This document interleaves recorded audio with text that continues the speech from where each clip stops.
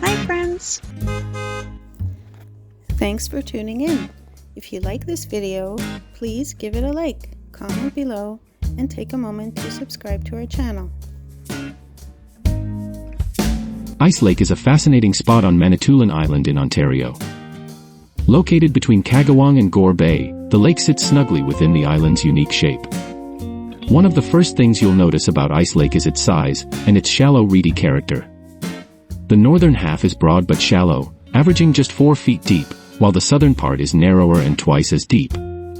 Because of its shallow nature, the lake freezes early in winter and thaws first in spring, which is how it got its name.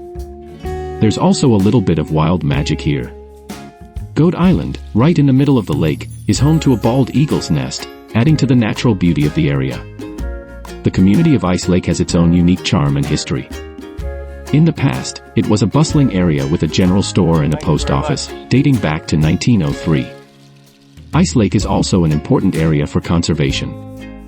The Escarpment Biosphere Conservancy protects land around the lake, including a small wetland, juniper meadow, and mature beech forest, ensuring the area's natural beauty remains for future generations.